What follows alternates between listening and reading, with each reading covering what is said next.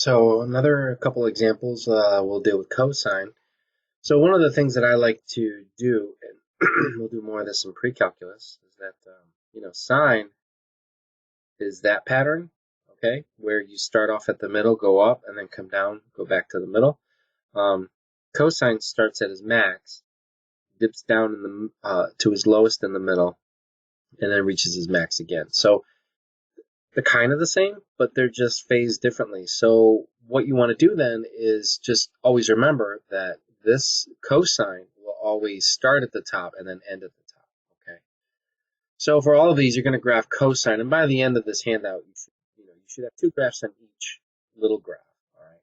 And you're just kind of building into your muscle memory this, graphing cosine. All right, so let's do a negative one here, and then we'll do this negative one here. So we'll skip those two and go here. These are slightly different.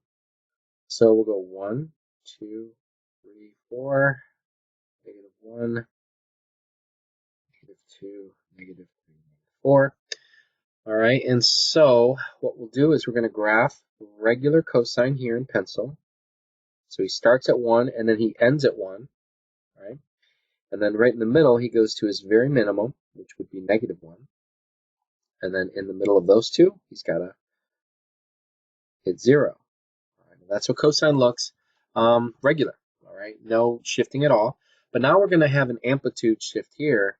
Not only is it 3, but it's negative. So if you remember from last time, when it was 4, we went all the way to the top 4. But here we're going to go to 3, but because it's negative, we're actually going to go to -3 first, and then so basically the whole graph flips. So we actually start at -3 at his very lowest, and all the way at 2 pi we will reach the same location again, because that's what he does. He starts at the top and then he ends at the top. But since this is negative, we reverse the process, start at the very lowest and end at the very lowest. Okay? Then, as he was supposed to hit his very lowest here at -1, he will hit his very highest at +3. And notice that the anchors again are at 0. Okay? So,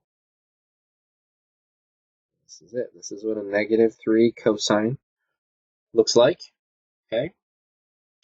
And that's complete. Over here, we would have cosine again. 1 ends here, and he goes to his lowest there. 0 in the middle. Okay, that's regular cosine, just graphed him. Now what I'm going to do is I'm going to not go up 4 or up 3, up 2 like we did in the last one, but we're going to go down 1. So this whole cosine, the whole function will drop down 1. So I'm going to draw a dotted line here. Oh, no, I'm sorry. Down 1, we went 2 units. So there it is. All right, so he actually is going, the whole thing will drop down so that he goes 1, here is at his lowest, and then here he is at his highest. All right, so if you remember, we went 2 units for every 1.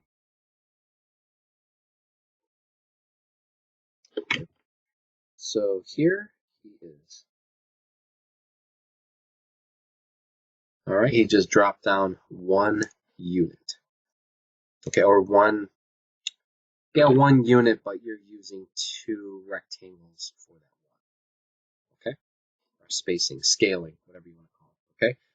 All right, so that's our y equals cosine x, and then this was our y equals cosine -1.